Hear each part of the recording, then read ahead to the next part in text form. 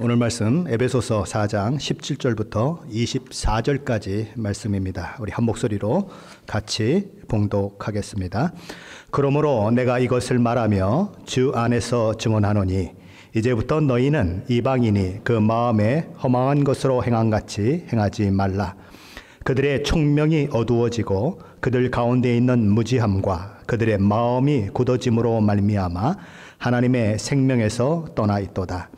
그들이 감각 없는 자가 되어 자신을 방탕에 방임하여 모든 더러운 것을 욕심으로 행하되 오직 너희는 그리스도를 그같이 배우지 아니하였느니라. 진리가 예수 안에 있는 것 같이 너희가 참으로 그에게서 듣고 또한 그 안에서 가르침을 받았을진데 너희는 유혹의 욕심을 따라 썩어져가는 구습을 따르는 옛사람을 벗어버리고 오직 너희의 심령이 새롭게 되어 하나님을 따라 의와 진리의 거룩함으로 지으심을 받은 새 사람을 입으라. 아멘.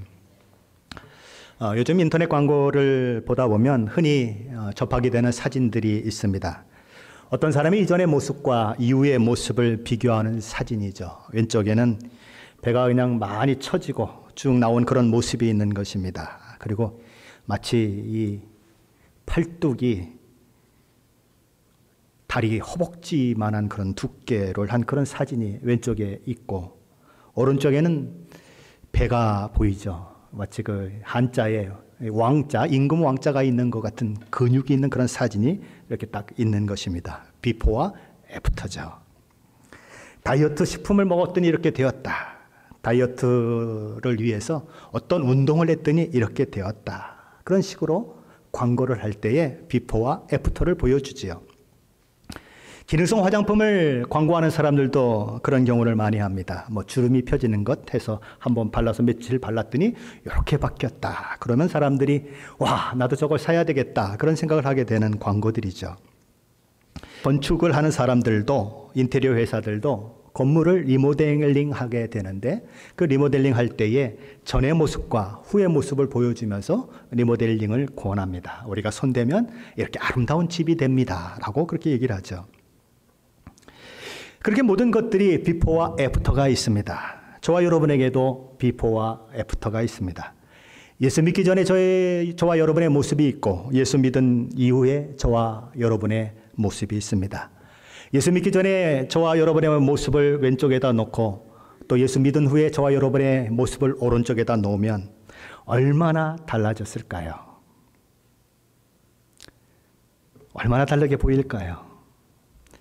예수 믿고 그리스도인이 된다고 하는 것은 이전보다 조금 나은 도덕적 모습을 가지고 있다는 것을 말하지 않습니다. 또한 주일날 한번 교회에 나와서 예배 드린다는 것을 말하지도 않습니다.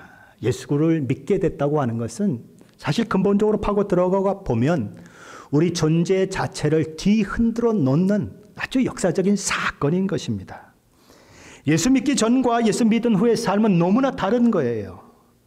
그래서 종종 주변 사람들이 예수 믿은 후에 우리의 모습을 발견하고는 깜짝깜짝 놀라는 것입니다.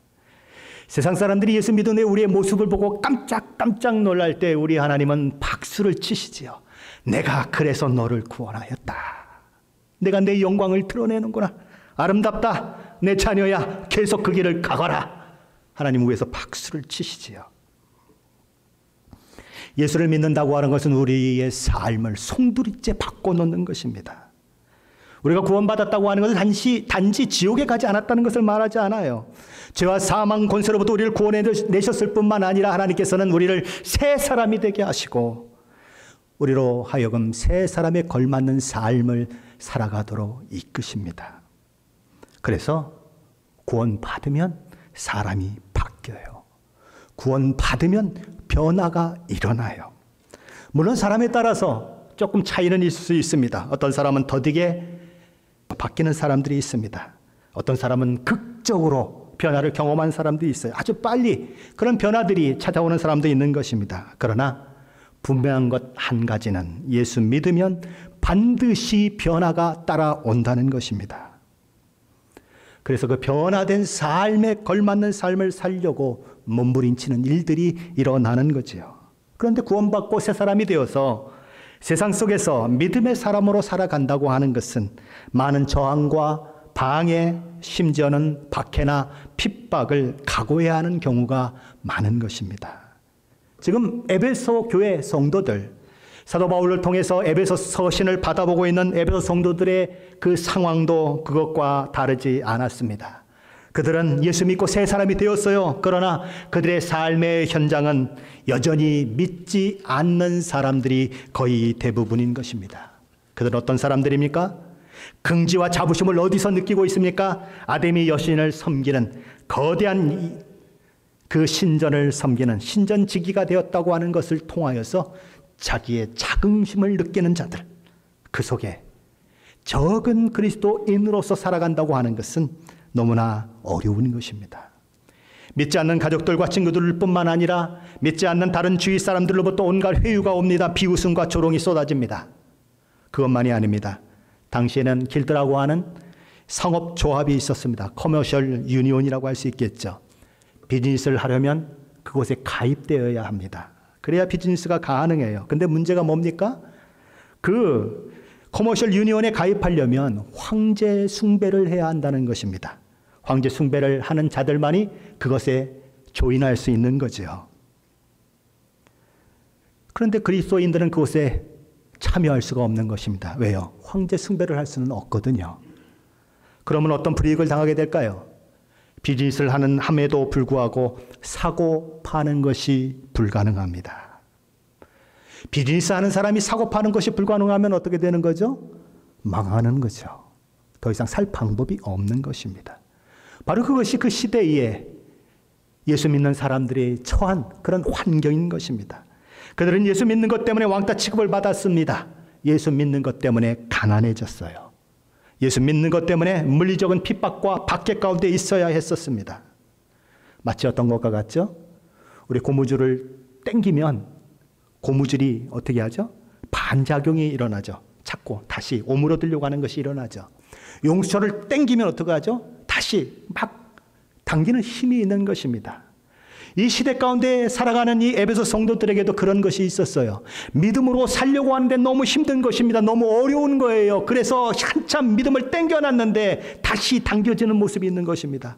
과거로 돌아갈까? 과거의 삶으로 돌아갈까? 내가 왜 이렇게 힘들게 살아야 하는가 하는 그런 고민들이 있는 것입니다.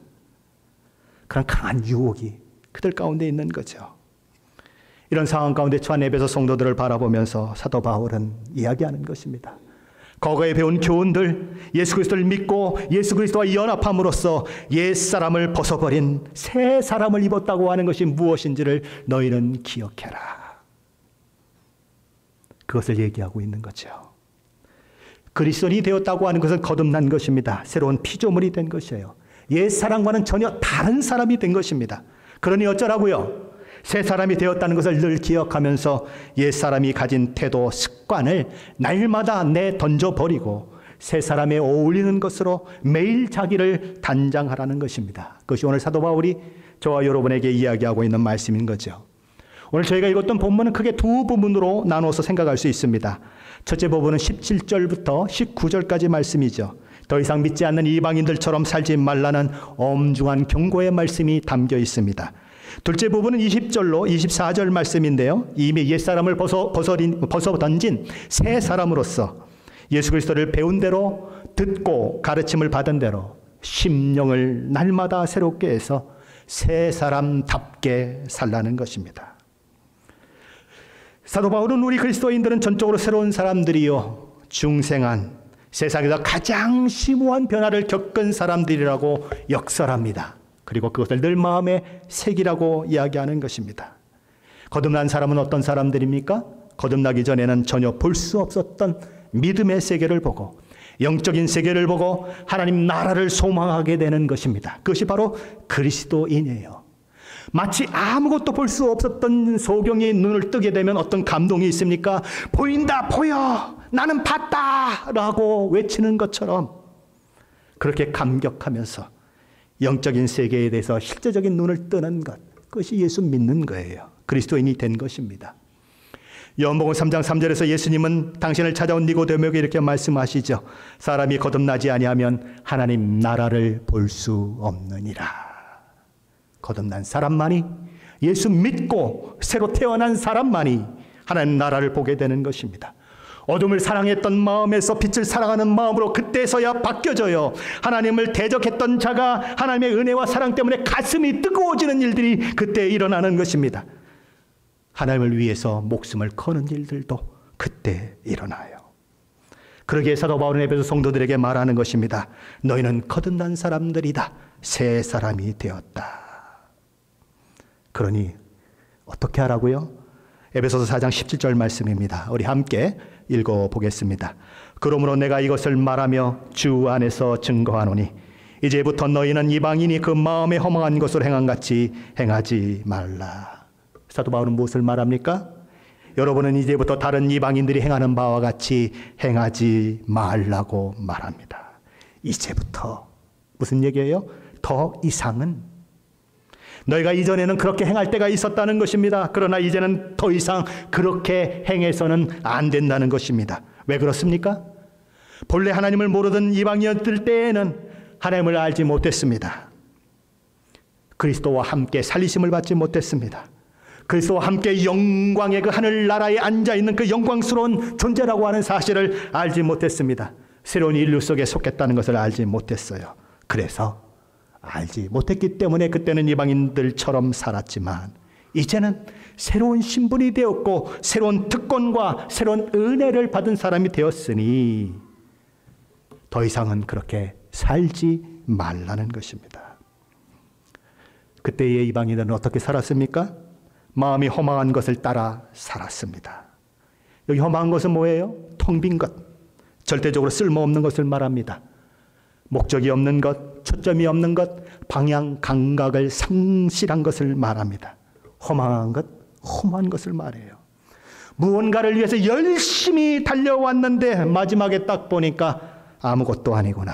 그게 허망한 것입니다. 일평생 행복의 무지개를 따라 이리 뛰고 저리 뛰고 했는데 나중에 보니까 아무것도 남는 게 없구나. 헛되고 헛되며 헛되고 헛되니 모든 것이 헛되도다로 끝나버리는 인생, 그것이 허망한 인생인 것입니다. 모든 것이 헛되다. 그게 물거품이 될 줄도 모르고 물거품 가득한 삶을 살기 위해서 인생을 다 허비한 사람들의 마지막 고통 속에 내뱉는 그 외침, 모든 것이 헛되다. 그것이지요. 솔로몬은 전도서를 모두 12장에 걸쳐서 기록했습니다. 솔로몬은 전도서를 통해서 인생이 왜 헛된지를 조목조목 설명합니다.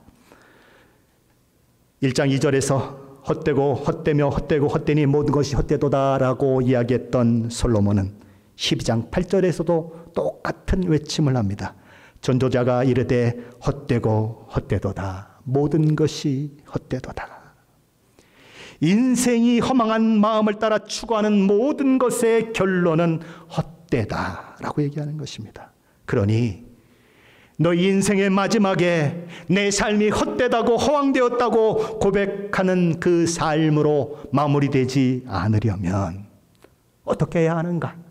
솔로몬은 전도서 12장 13절 말씀에서 이렇게 조언하는 것입니다. 전도서 12장 13절 말씀인데 함께 읽어봅니다. 일의 결국을 다 들었으니 하나님을 경외하고 그의 명령들을 지킬지어다. 이것이 모든 사람의 본분이니라. 우리의 인생이 끝나고 하나님 심판대 앞에 우리가 서게 될 때에 남는 것은 딱 하나다라는 것이에요. 내가 하나님 앞에 어떻게 살았는가? 무엇을 위해 달려왔는가? 무엇을 이루기 위해 내 인생을 소비했는가? 그날 하나님 앞에서 평가될 것이라는 거예요. 그때에 내 인생 헛것이었군요. 아무것도 하나님 앞에 드릴 것이 없군요. 라는 고백을 하기 싫다면, 그런 인생으로 인생이 마무리되기 원하지 않는다면 어떻게 하라고요? 하나님을 경외하고 그의 명령들을 지키는 자로 인생을 살아라. 그것이 솔로몬의 결론인 것입니다. 전도서의 결론인 것입니다. 독실한 기독교 신자여 감옥에 있는 수많은 사람들의 변호를 맡았던 엄상익 변호사라고 하는 분이 한 분 있습니다. 그는 변호사이면서도 많은 글을 남겨주고 있어요. 어느 날 이분 셀폰에 이런 메시지가 떴습니다. 징역 8년. 엄묘사는 그 메시지를 받아보면 누가 보낸지를 아는 것입니다. 징역 8년?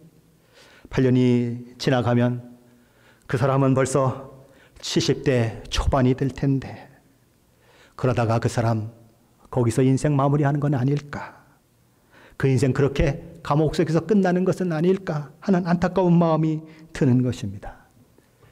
이 메시지를 보낸 분은 부잣집 아들로 태어났어요. 속칭 명문 중학교, 명문 고등학교를 졸업하고 법대를 졸업한 장래가 촉망한 사람이었습니다. 친지들도 동네 사람들도 식구들도 그에 대한 기대가 너무 컸어요. 그런데 웬일인지 고시만 보면 떨어지는 것입니다. 또 보면 또 떨어지고 또 보면 또 떨어지고 그렇게 고시를 보고 떨어지는 일을 반복하다가 결국은 그의 꿈을 접어버리죠. 그리고 이제 전자부품 회사를 차리게 되는 것입니다. 그런데 이 사업이 엄청나게 번창하는 거예요. 80년대 경제성장과 맞물리면서 이 회사는 아주 큰 회사가 되어버리는 것입니다. 이제 30대 중반의 나이밖에 되지 않았는데 성공한 기업가로서 나라로부터 수출 기업 인상까지 받게 되었습니다. 어느 날 바이어들을 찾아서 외국을 여행하고 돌아왔는데 날벼락이 떨어졌습니다. 회사가 부도나 버렸어요. 격리 직원이 실수를 해서 부도가 나버렸습니다. 격리 직원은 돈을 만지는 사람이에요. 그런데 한참 뒤에 나중에 갚아도 되는 돈을 몽땅 갚아버렸네요. 근데 오늘 들어온 어음과 오늘 들어온 당자 수표는 막을 방법이 없는 것입니다. 한참 뒤에 줘야 할 빚을 다 갚아버리고 막상 현재 들어와 있는 빚을 갚지 못하다 보니까 회사는 여전히 든든한데도 부도가 나버렸어요. 그래서 어떻게 합니까? 담보로 있던 여러 가지 부동산을 다 팔아치워서 그 빚을 갚으려고 노력을 하지요. 근데 도무지 역부족인 것입니다. 빚쟁이들은 독촉하는데 어떻게 살 방법이 없어요. 그래서 필리핀으로 도망을 쳤습니다. 그리고 그곳에서 무려 26년을 살게 돼요.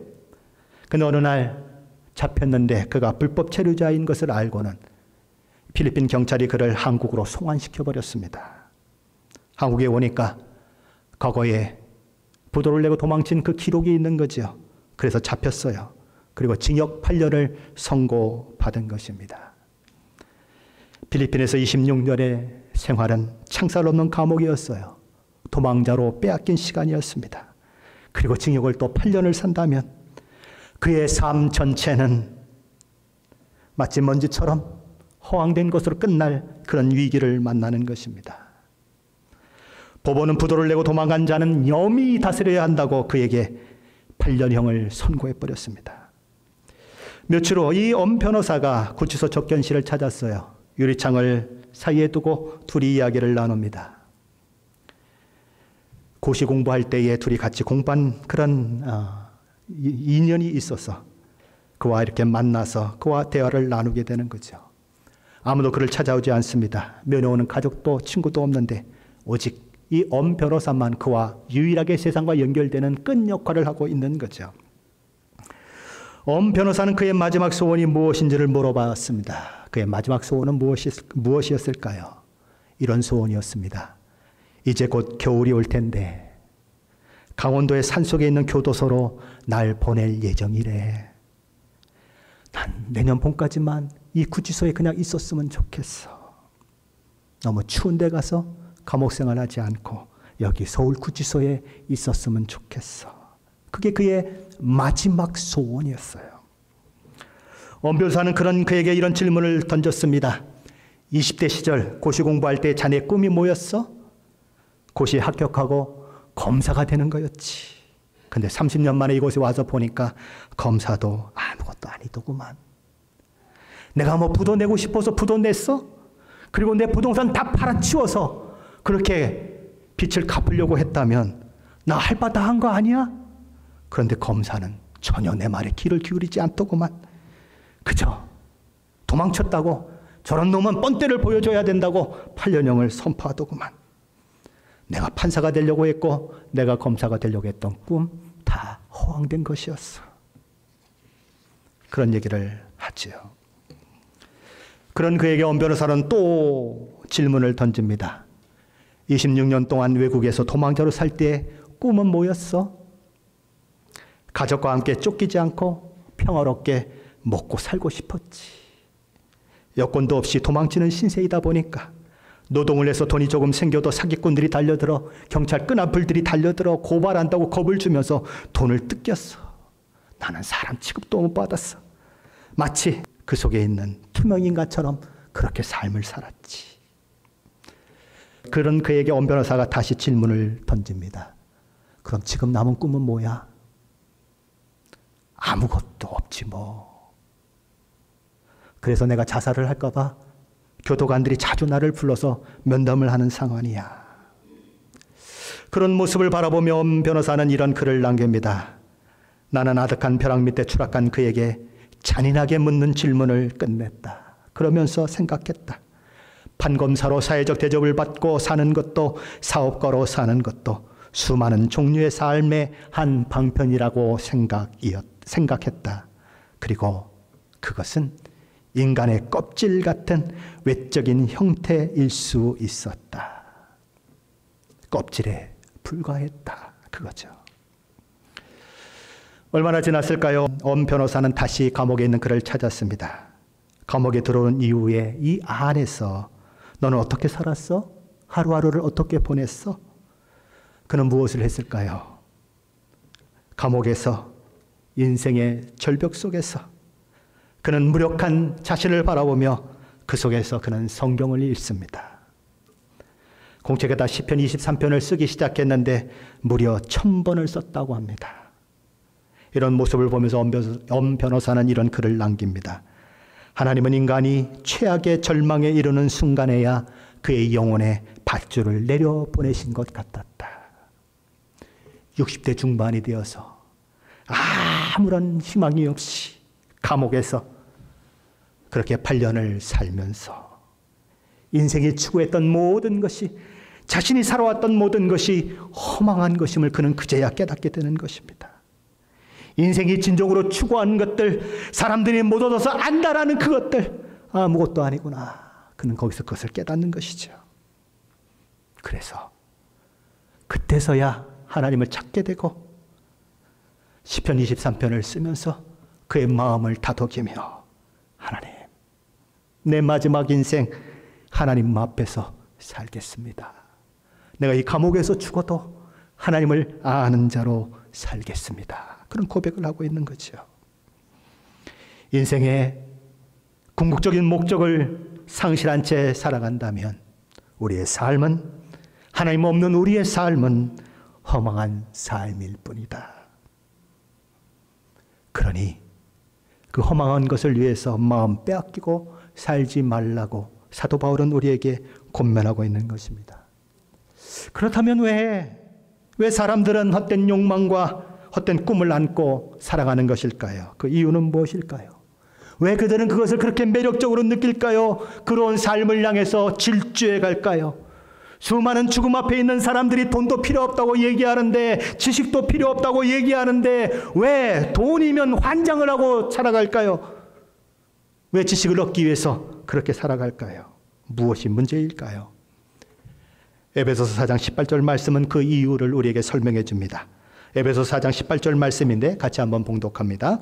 그들의 총명이 어두워지고 그들의 가운데 있는 무지함과 그들의 마음이 굳어짐으로 말미암아 하나님의 생명에서 떠나 있도다. 이것 때문이라는 것입니다. 인생이, 그들의 총명이 어두워져서 하나님의 생명으로부터 떠나 있는 그런 모습 가운데 있기 때문에, 그래서 그들은 그런 허황된 것들 쫓아 살아간다는 것이지요. 무지함 때문에, 마음이 굳어진 것 때문에 하나님을 알기를 거부하고 그 생명 가운데 있기를 거부하고 하나님의 생명에서 떠난 자가 되어 총명이 어두워진 그 상태 그대로 삶을 살다 보니까 허황된 삶을 살 수밖에 없는 그런 결과를 만들어냈다고 사도 바울은 이야기하는 것입니다. 사도 바울은 로마서 1장 21절로 23절 말씀을 통해서도 하나님의 은혜를 맛보지 못한 사람, 거듭나지 못한 사람들의 속성, 그들의 어리석음이 어떠한지를 이야기하고 있습니다. 우리 로마서 1장 21절로 23절 말씀인데 세번역 성경을 통해서 함께 읽어보겠습니다. 사람들은 하나님을 알면서도 하나님을 하나님으로 영화롭게 해드리거나 감사를 드리기는커녕 오히려 생각이 허망해져서 그들의 지각 없는 마음이 어둠으로 가득 차게 되었습니다. 사람들은 스스로 지혜 있다고 주장하지만 실상은 어리석어서 썩지 않는 하나님의 영광을 썩을 사람이나 새나 네 발 달린 짐승이나 기어다니는 동물의 형상으로 바꾸어 놓았습니다. 그 시대 헬라인들은 무척이나 우리가 지혜롭다고 생각했어요. 철학을 논하고 새로운 것을 말하는 데 온 시간을 다 보내면서 헬라인이 최고다, 지혜자다라고 얘기했습니다. 세계를 정복했던 로마인들은 큰 자부심을 가지고 살았어요. 모든 길은 로마로 통한다. 그러나 그들의 삶을 들여다보면, 하나님을 부정하며 살아갔던 그들의 삶을 들여다보면 우상 숭배와 이방신들을 섬기는 것으로 그들의 삶이 움직이고 있습니다. 온갖 더러운 타락과 성적 문란함, 동성애가 만연한 그런 시대 속에 그들이 들어가 있습니다. 왜 그렇게 되었을까요? 왜 그렇게 지혜로웠는데, 왜 그렇게 세계를 지배할 만큼 강성한 나라를 이루었는데 그렇게 되었을까요? 그들의 생각이 허망해졌기 때문인 것입니다. 지각 없는 마음을 가졌고 그 마음이 어둠으로 가득 찼기 때문에 그렇습니다. 그들만 그렇습니까? 아니에요. 세상에서 가장 종교적이라고 했던 유대인들도 그러기는 마찬가지였습니다. 그들은 매 안식일마다 회당에서 모세오경과 선지서와 또 시가서를 읽곤 했습니다. 그러나 그들은 그 의미를 깨닫지 못합니다. 성경을 문자로는 들었지만 성경의 가르침과 성경이 말씀하시는 바를 들을 귀는 없었습니다. 왜 그렇습니까? 그들에게 총명이 없었기 때문이에요. 고린도후서 3장에 보면 사도 바울은 모세가 하나님의 영광을 보고 내려왔을 때에 그의 얼굴에 빛이 발산된 것 때문에 수많은 사람들이 두려움을 겪게 되고 그 일로 인하여 모세는 그 광채를 가리기 위해서 얼굴에 수건을 썼다는 이야기를 하면서 우리에게 이런 이야기를 들려줍니다. 고린도후서 3장 13절로 15절 말씀인데 함께 읽어봅니다. 우리는 모세가 이스라엘 자손들에게 장차 없어질 것에 결국을 주목하지 못하게 하려고 수건을 그 얼굴에 쓴 것 같이 아니하노라. 그러나 그들의 마음이 완고하여 오늘까지도 구약을 읽을 때에 그 수건이 벗겨지지 아니하고 있으니 그 수건은 그리스도 안에서 없어질 것이라. 오늘까지 모세의 글을 읽을 때에 수건이 그 마음을 덮었도다. 왜 그렇습니까? 총명이 어두워졌기 때문에, 수건이 빛을 가리고 있기 때문에 그 빛의 광채가 드러나지 않기 때문이라는 것입니다. 그 어두움은, 그 수건은 예수 그리스도 안에서 벗어져야 하는 것이다. 종종 한국에서 손님들이 오면 저와 여러분은 그들을 어디로 데려갑니까? 레이니어 마운트로 데려가기도 하고, 또는 아쿠아리움이나 또는 시애틀 이렇게 배를 타는 것도 구경시키죠. 그리고 그 프레이스 마켓, 그죠? 퍼블릭 프레이스 마켓, 거기 아주 고정적으로 가고, 또 가죠? 스타벅스 1호점, 아주 굉장히 가죠. 근데 종종 어디로 올라갑니까? 스페이스 니드를 올라가요. 그렇죠? 왜요? 그곳에 올라가면 사방이 다 보이거든요. 근데 올라가도 못 볼 때가 있습니다. 언제죠? 안개가 짙게 꼈을 때. 돈이 아까워요. 아무것도 안 보여요. 안개가 짙게 끼면 보지 못합니다. 아무리 아름다운 자연이 있어도 캄캄하게 빛이 없으면 아무것도 볼 수 없어요. 아무리 복음이 위대한 것이라고 하더라도 그 총명이 어두워지면, 수건으로 눈이 가리워져 있으면 못 보는 것입니다. 그것이 바로 불신자들의 상태인 것입니다. 영적인 소경. 그에겐 영적 이해력이 없는 거예요. 그렇다면 불신자가 어떻게 해야 이 영적 어두움에서 벗어날 수 있을까요? 어떻게 해야 영적 소경으로부터 눈을 뜰 수가 있을까요? 고린도후서 3장 16절에서 사도 바울은 이렇게 말씀합니다. 함께 읽어봅니다. 그러나 언제든지 주께로 돌아가면 그 수건이 벗겨지리라. 아멘. 언제 이 수건이 벗겨진답니까? 언제든지 주께로 돌아가면 그 수건이 벗겨지리라. 아멘. 주께로 돌아가면 그 수건은 벗겨집니다. 주께로 돌아가면 자신이 얼마나 어둠 가운데 살았던 사람인 줄을 알게 됩니다. 어두운 지성의 주의 빛이 비추이게 됩니다. 내가 얼마나 허망한 삶을 살았는지 그때 알게 되는 거예요. 내가 나도 모르게 죄의 종이 되었고 사탄의 종로로 했다는 것을 그때야 깨닫게 되는 것입니다. 지 잘난 맛에 살았어요. 저에게 이를 불먹듯이 하면서도 나만큼 살아보라 그래 큰소리치며 살았는데 빛이 들어오고 나니까 하나님, 나는 죄인입니다. 나는 죄인 중에 괴수입니다라고 울부짖는 일들이 일어나는 거예요. 비로소 영적인 눈이 열리고 그때야 그것을 보게 되는 거죠. 그때야 무시하고 조롱했던 사람들, 예수를 믿으려면 내 주먹을 차라리 믿지, 예수가 어디 있어라고 얘기했던 그 사람들, 그 믿음의 사람들이 소중해 보이는 거예요. 나의 형제와 자매로 보이는 것입니다.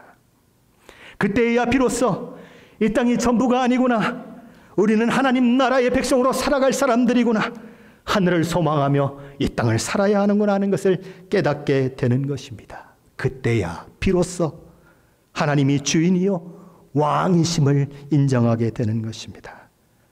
예수 앞에 나아갈 때, 예수 앞에 돌아갈 때 우리에게 일어난 일들인 것입니다.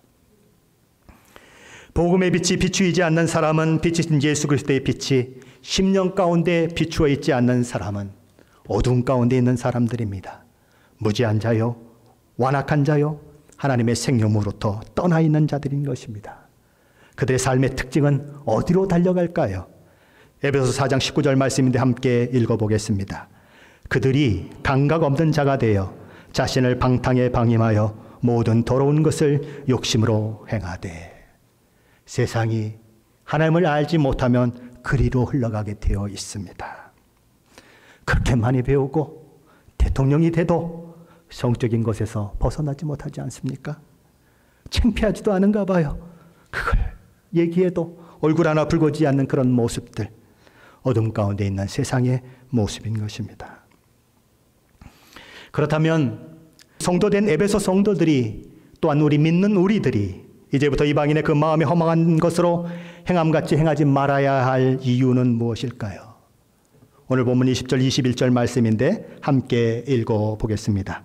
오직 너희는 그리스도를 그같이 배우지 아니하였느니라. 진리가 예수 안에 있는 것 같이 너희가 참으로 그에게서 듣고 또한 그 안에서 가르침을 받았을진데. 사도 바울은 말합니다. 너희는 그리스도를 그같이 배우지 아니하였느니라. 예수를 어떻게 배웠는가 생각해 보라는 것입니다. 예수를 통해서 무엇을 알게 되었는가? 어떤 삶이 아름다운 삶이고 어떤 삶이 예수 그리스도를 믿는 자의 삶인가? 어떻게 가르침을 받았는가 생각하라는 것입니다. 그리고 뭐라고 얘기합니까? 진리가 예수 안에 있는 것 같이 너희가 참으로 그에게서 들었다고 이야기하는 것입니다. 너희가 예수를 믿고 하나님의 말씀을 어떻게 들었는가 생각해라. 복음의 메시지를 듣고 하나님의 말씀을 들었을 때에 너희 마음 가운데 성령께서 어떻게 감동하시고 그 말씀이 들려오게 하셨는지 생각해 보라는 것입니다. 믿고 그것을 따르고 하는 일들이 일어나야 한다는 거죠. 입심 좋게 나는 예수 믿는 사람입니다 라고 말할 수 없다는 것입니다. 예수 그리스도의 전 인격이 내 삶 속에 들어와 그분이 내 삶을 조정하고 내 삶의 방향을 결정하고 내 모든 중대한 결단을 내릴 때에 그분이 기준이 되는 것. 그것이 바로 우리가 예수 믿는 그 모습 가운데 있어야 한다는 것이지요. 마태복음 7장 21절 말씀은 이런 말씀을 하죠. 같이 한번 읽어봅니다. 나더러 주여 주여 하는 자마다 다 천국에 들어갈 것이 아니요 다만 하늘에 계신 내 아버지의 뜻대로 행하는 자라야 들어가리라. 예수께 가르침을 받았느냐? 예수께 들었느냐? 예수 안에 있는 그 놀라운 일을 너희들이 경험했느냐? 그렇다면 그에 걸맞는 삶이 따라와야 한다는 것입니다. 저와 여러분 진실한 믿음을 가지면 반드시 행함이 따라오게 되어 있습니다. 우린 종종 이런 얘기를 하죠. 그 사람 예수는 잘 믿는데 삶은 엉망이야. 그런 일은 있을 수 없습니다. 예수 잘 믿으면 삶이 엉망이 될 수가 없어요. 믿음 따로 행함 따로는 있을 수 없습니다. 앞면만 있는 동전이 있나요? 뒷면만 있는 동전이 있나요? 없어요. 믿음과 행함은 언제나 같이 가게 되어 있어요. 정말 진실된 믿음을 가지고 있으면 변화는 거부할 수 없는 그런 것으로 우리에게 다가오는 것입니다. 우리는 그러므로 예수를 믿고 성장해야 하는 것입니다. 그리스도의 장성한 분량까지 자라나야 하는 것입니다. 자, 그렇다면 이 성도들 우리에게 하나님께서 요구하시는 삶은 어떤 삶일까요? 우리 22절로 24절 말씀인데 함께 읽어보겠습니다. 너희는 유혹의 욕심을 따라 썩어져가는 구습을 따르는 옛사람을 벗어버리고 오직 너희의 심령이 새롭게 되어 하나님을 따라 의와 진리의 거룩함으로 지으심을 받은 새 사람을 입으라. 성도는 이미 옛사람을 벗어버린 사람들인 것입니다. 새 사람이 되었어요. 그러니 옛사람에 속한 행위가 그에게 마땅치 않다는 것입니다. 새 사람은 하나님의 전능하신 능력에 의해서 새롭게 창조된 존재인 것입니다. 그러므로 한번 새 사람 된 사람은 결코 옛 사람으로 돌아갈 수 없다는 거예요. 새 사람이 되었기에 이제부터는 새 사람의 원리인 의와 진리와 거룩함에 따라 살아가야 한다는 것입니다. 옛 사람은 총명이 어두워진 사람들이었어요. 무지한 사람들이었어요. 마음이 굳어진 사람들이었어요. 하나님의 생명에서 떠나 있는 사람들이요, 죄의 감각이 없는 사람들이었어요. 그래서 옛사람은 세상의 험한 것을 쫓아 삶을 사는 그 모습으로 살아갔어요. 세상의 쾌락과 성적인 타락과 물질적인 탐욕을 따라 사는 것, 그들의 삶의 특징이었어요. 그러나 예수 그리스도를 마음에 영접하고 그분을 왕이요 주로 고백하는 사람은 새 사람이에요. 의와 진리와 거룩함을 따라 살아야 할 운명을 가지고 새로 태어난 사람인 것입니다. 그런데 그 삶을 살아가는 것이 생각보다 쉽지가 않아요. 많은 방해가 있어요. 저항이 있어요. 사탄은 우리가 새 사람에 걸맞는 그 삶을 살아가는 일을 죽는 것만큼이나 싫어합니다. 그래서 집요하게 우리로 그 길을 가지 못하게 만들어요. 그러므로 우리는 어떻게 해야 한다고요? 새 사람을 입은 자라는 것을 기억하며 날마다 심령을 새롭게 해야 한다고 얘기하는 것입니다. 그것이 23절에서 말하는 말씀이에요. 오직 너희의 심령이 새롭게 되어. 우리의 심령이 날마다 새롭게 되어야 한다는 것입니다. 죄에 익숙해지고 무뎌지고 굳어져서는 안 된다는 거예요. 날마다 우리의 심령이 영적으로 날카로워져야 한다는 것입니다. 작은 죄에도 가슴을 찢으며 하나님 앞에 회개할 수 있는 그런 영적인 날카로움이 있어야 한다는 거예요. 그리고 옛사람이 가지고 있던 옛날 습관들을 매일매일의 삶 속에서 벗어던지는 삶이 있어야 한다는 것입니다. 그게 24절이에요. 너희는 유혹의 욕심을 따라 썩어져가는 구습을 따르는 옛사람을 벗어버려라. 우리는 예수 믿지만 고무줄과 같이 용수철과 같이 다시 과거로 돌리려고 하는, 과거로 회귀하려고 하는 그 상황들을 맞닥뜨릴 수 있습니다. 마치 에베소 성도들처럼 용수철을 당기면 다시 본래의 자리로 되돌아가는 것처럼 우리의 믿음의 삶에는 늘 그런 일들이 있습니다. 그런데 계속 당기면 어떻게 될까요? 더 힘을 주고 당기면 어떻게 될까요? 나중에 고무줄도 용수철도 늘어집니다. 더 이상 당길 힘이 없어져 버려요. 움츠러들지 못합니다. 그러면 더 힘을 주면 어떻게 될까요? 끊어져 버립니다. 옛사람, 옛습관이 우리를 잡아당기는 힘이 다 없어질 때까지, 아니 끊어질 때까지 영적 다름질을 포기하지 마셔야 하는 것입니다. 예수 믿기 전 옛날 습관을 쫓아 행하는 옛사람의 모습을 던져버리고 날마다 심령을 새롭게 해서 또 늘리고 또 늘리고 또 늘리고 땡겨도 잡고 견디고 그러다 보면 고무줄도 용수철도 더 이상 당기지 못해요. 계속 매일 그 거룩함, 그 그리스도인의 삶을 살아가라는 것입니다. 비행기를 타보셨습니까? 비행기를 타면 비행기가 활주로를 이륙하려고 하죠. 막 엔진 소리가 그냥 돌아가면서 이 비행기가 그냥 활주로를 막 달려갑니다. 막 소리는 점점 커지고 막 진동이 일어나고 그러다가 탁 뜨죠. 여러분은 어떤지 모르겠지만 저는 뜨면 그때 감사 기도를 드립니다. 하나님 떴어요. 왜 그렇게 비행기는 이늘림을 다해서 활주로를 달려갈까요? 왜 그렇게 엔진을 막 굉음을 소리를 내면서 그렇게 달려갈까요? 그렇게 하지 않으면 뜨지 못합니다. 왜냐하면 중력, 그래비티가 이 비행기를 당기기 때문에 그래요. 전심을 다해서 달려야 하는 거예요. 모든 엔진을 다 켜고 힘을 다해서 또 올라야 겨우 떠오르는 것입니다. 그게 비행기예요. 우리도 그렇다는 것입니다. 전심을 다하지 않으면 뜨지 못해요. 사도 바울은 디모데전서 4장 15절에서 이런 말씀을 합니다. 이 모든 일에 전심전력하여 너의 성숙함을 모든 사람에게 나타나게 하라. 용수철을 누리고 계십니까? 계속 붙잡으세요. 더 느리세요. 용수철이 힘을 잃을 때까지, 끊어질 때까지. 중력이 잡아다니고 있습니까? 온 힘을 다해서 내달리세요. 떠오를 수 있도록 때까지. 그렇게 하세요. 포기하지 마세요. 앞으로 나아가세요.